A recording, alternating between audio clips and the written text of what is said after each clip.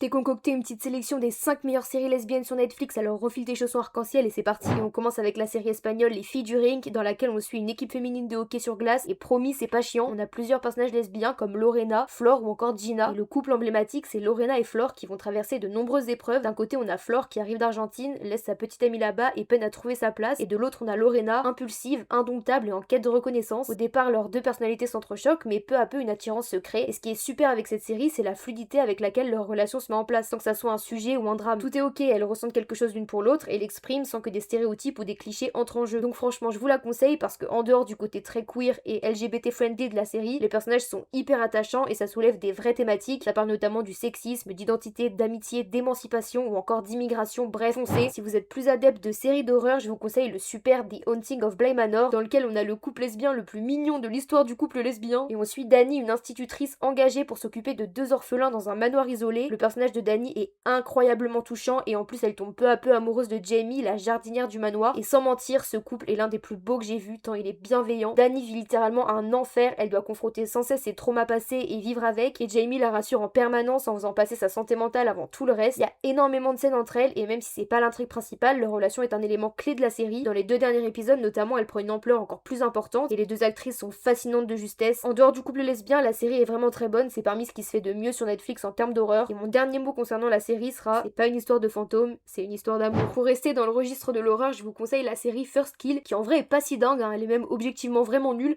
mais j'ai tout de même envie de sauver l'audace de la série qui ne se censure pas et ose exploser la sensualité et le désir des deux protagonistes avec intensité. On suit Juliette, une jeune vampire qui rencontre Calliope, une chasseuse de vampires. Donc comme vous vous en doutez, ça devient très complexe à partir du moment où elle tombe amoureuse. C'est vraiment Allison et Scott version vampire. Ça reste une série adolescente sur Netflix, donc ça va pas hyper loin non plus. On va avoir un affrontement chasseur-vampire entre les deux familles et au milieu Calliope et Juliette qui veulent juste s'aimer tranquille. Ça donne quand même des scènes assez marrantes et d'autres vraiment allaitantes comme celle où lors de leur premier baiser, Calliope tente de tuer Juliette. Juliette est un personnage assez vulnérable qui essaie du mieux possible de se protéger mais qui reste un petit peu naïve, et Calliope est plus dominante. Elle est à la fois la safe place de Juliette mais aussi une menace. La série explore également le désir chez les adolescents. Bref, c'est pas forcément la série que je vous conseille le plus, mais allez checker vite fait, il y a des scènes intéressantes. Et on continue avec une série beaucoup trop sous-cotée, et je parle bien évidemment de Everything Now avec l'envoûtante Sophie Wilde. Et un jour je ferai une vidéo sur tous les rôles lesbiens qu'elle a campé. Mais revenons à la série, on suit Mia, une ado de 16 ans qui souffre de troubles alimentaires et qui va dresser une liste de choses à faire afin de vivre pleinement sa vie d'adolescente sans rien manquer. Premièrement, c'est une série qui parle avec une justesse chirurgicale des troubles alimentaires et de la santé mentale, mais également de la recherche d'identité et de l'exploration de sa sexualité. Mia découvre qu'elle est attirée par les filles et noue des liens romantiques avec certaines filles de son entourage, comme par exemple Carly. Je peux pas trop vous en dire parce que la série mérite d'être pleinement découverte, mais je vous la conseille vivement. Et enfin, je vais vous parler de ma série préférée qui n'est autre que Killing Eve, et s'il y a une série à aller voir avant les autres, c'est celle-ci. On y suit Eve, une agente du MI5 qui va traquer Villanelle, une tueuse à gages psychopathe. Et la série est incroyable, déjà parce qu'elle est créée par Phoebe Waller-Bridge, qui a aussi fait Fleabag, mais surtout parce que les personnages sont super bien écrits. On a un jeu du chat et de la souris entre Eve et Villanelle. Villanelle est un personnage très complexe parce qu'elle est folle, mais aussi très attachante et très drôle. Et on a Eve qui se perçoit d'être complètement saine, mais qui se rend compte qu'elle est fascinée par Villanelle et que ça tire carrément à l'obsession. La série est vraiment hilarante et la relation entre les deux est excellente. D'ailleurs, les deux actrices ont une réelle alchimie, et quelle actrice d'ailleurs, elles sont toutes les deux incroyables. La série est terminée il y a 4 saisons, et même si les fans ont globalement été déçus de la fin, moi y compris,